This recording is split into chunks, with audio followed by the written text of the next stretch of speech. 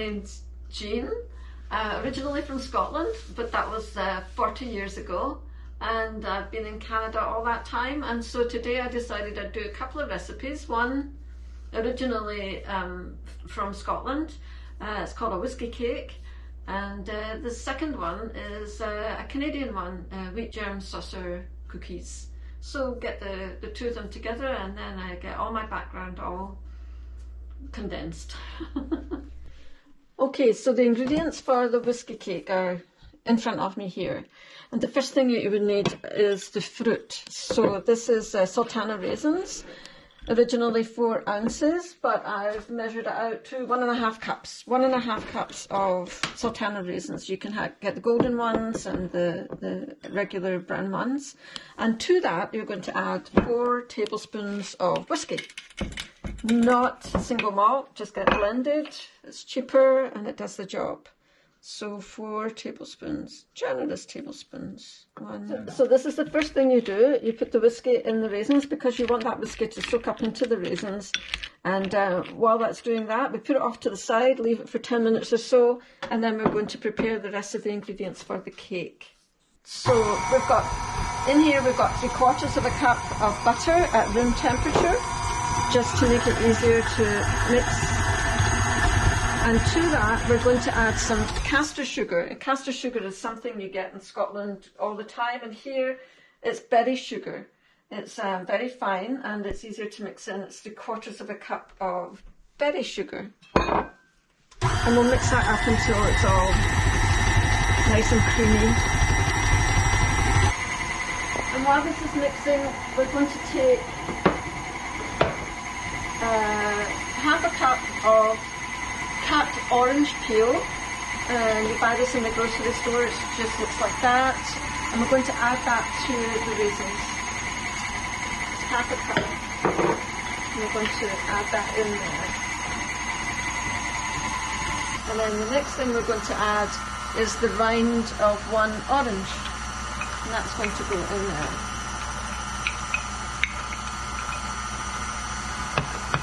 So, lots of fruit.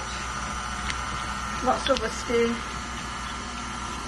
lots of good taste. Okay, so the next thing we're going to do is add the flours. And the flours are a regular flour, unbleached plain flour, and that's 1 cup of unbleached plain flour, and 1 cup of self-raising flour. Self-raising flour is used a lot back home, more than plain flour. And this is the kind, you get it in the stores, it's Brody's self-raising flour. There it's there. Brody's self-raising flour. And it's self-raising because it already has the baking powder added to it. And we're just going to mix them both together. Add 1/4 teaspoonful of cinnamon, ground cinnamon. And we'll just whisk them together. You can sift them if you prefer, but whisking is fine. And then we're slowly going to add this, half a time I would say, to the mixture in there. So I think what I'll do just now is just make sure I've got all the flour down in the bowl.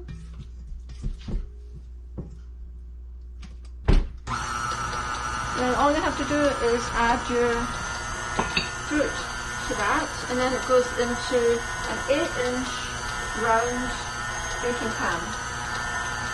Hello there, so now our cake is in the oven. It's got but just under 20 minutes left to go. We've all tidied up, and so we're going to start our saucer wheat germ cookies. And I've got all the ingredients over here, gathered over here, and we'll just start off. I've got the butter. It's a cup of butter, and again it's softened and cut into lumps just to make it easier to beat here.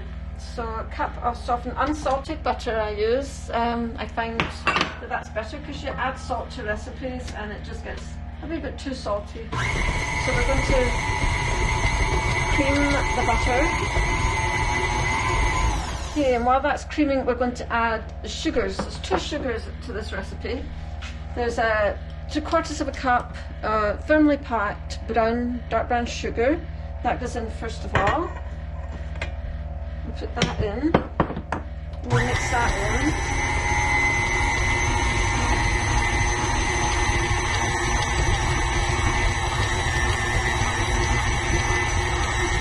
And then the same of granulated sugar, although I'm using that organic sugar that you get. It's a wee bit finer and more golden, but just the same taste.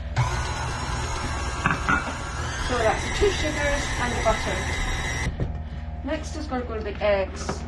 And as I said before, I always do the eggs one by one. Don't get many bad eggs these days, but, well, I guess in people you get bad eggs, but anyway, just to make sure you don't get a bad egg. Add 1. Okay, add the second egg. Good. And it also calls for 1.5 teaspoonfuls of vanilla.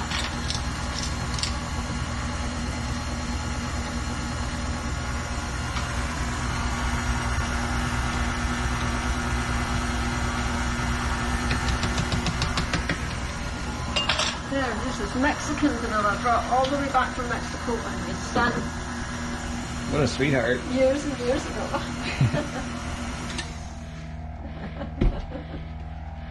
So that's all our wet ingredients. Let me just get rid of all of these over here. And then we go on to our dry ingredients. So we'll just make sure this is all down the side of the bowl. Make sure it's scraped off the bottom of the mixing bowl. Sometimes it gets stuck down there and you never know until it's too late. Dry ingredients are 1.5 cups of flour. This is unbleached plain flour. 1.5 cups. And 1.5 cups of wheat germ. And I buy wheat germ just in these packets here. Red mill, wheat germ, and then when I'm not using it, I keep it in the freezer, and actually it'll keep for a long time if you put it in the freezer. And just use it straight out the freezer when you need to. And 2 teaspoonfuls of baking powder. So let's do 1, 2.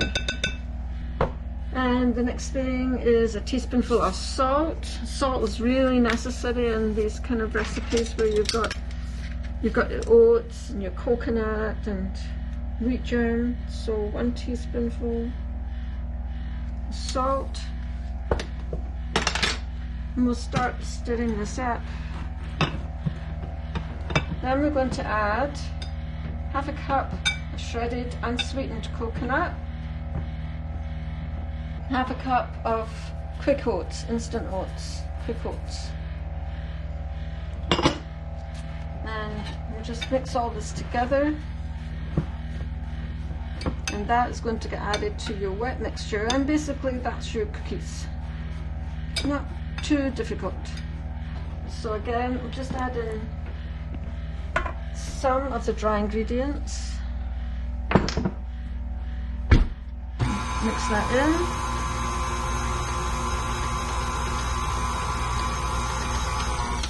And then we'll add the rest on.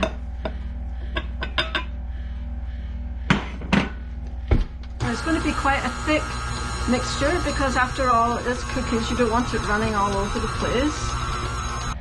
And then we're just going to add chocolate chip cookies. Now, I use milk chocolate chip cookies because I happen to like the taste better. I find semi-sweet and dark ones would just do up to my taste.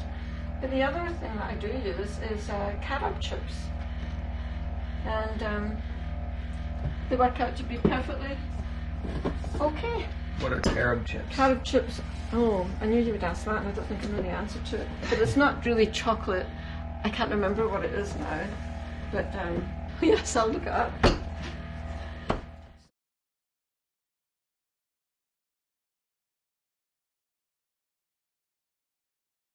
So you're going to add a cup of, as I say, I've got milk, chocolate chips, mix them all in, and that should be the consistency that you get, so that everything kind of sticks together. Like I say, you don't want cookies running all over the place. These cookies are called saucer cookies because the original recipe calls for you to take a half cup of cookie dough for each cookie, and they do spread out a bit, so you don't want to put them all together, too closely together, or they'll all stick together and you'll get square cookies. So there's half a cup of cookie dough, and I've prepared cookie sheets with parchment paper. No clean up at the end of it all, just throw away the parchment paper at the end of it all. So it takes up quite a lot of, if you've got a big family you might not want to do such big cookies. Obviously this is just the way the recipe is written, but you don't have to do it this size. And there's another half cup. As you can see, they're pretty big cookies. Okay, so again 350. These ones I would do for about 15 minutes.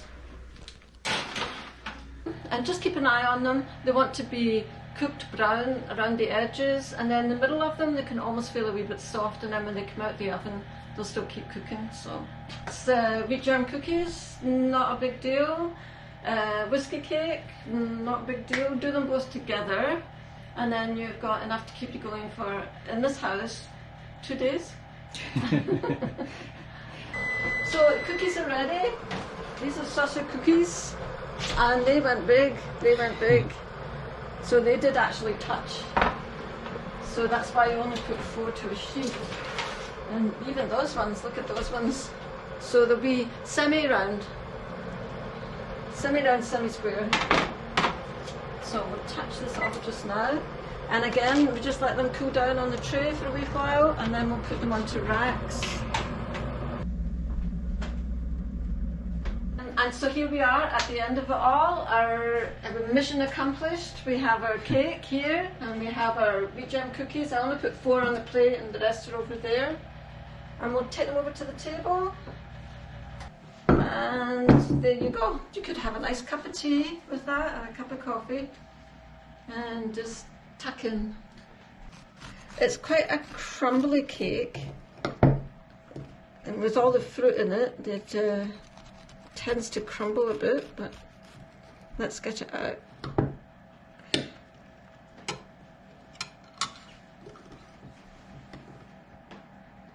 There we go. There we go, that's got the raisins there. Would anyone like half a cookie? So, soft in the middle and then crunchy on the outside. There you go. You sit down and enjoy that. Well, there you go. That seemed to work out quite well. We'll see you next time in Jean's wee kitchen. Bye bye.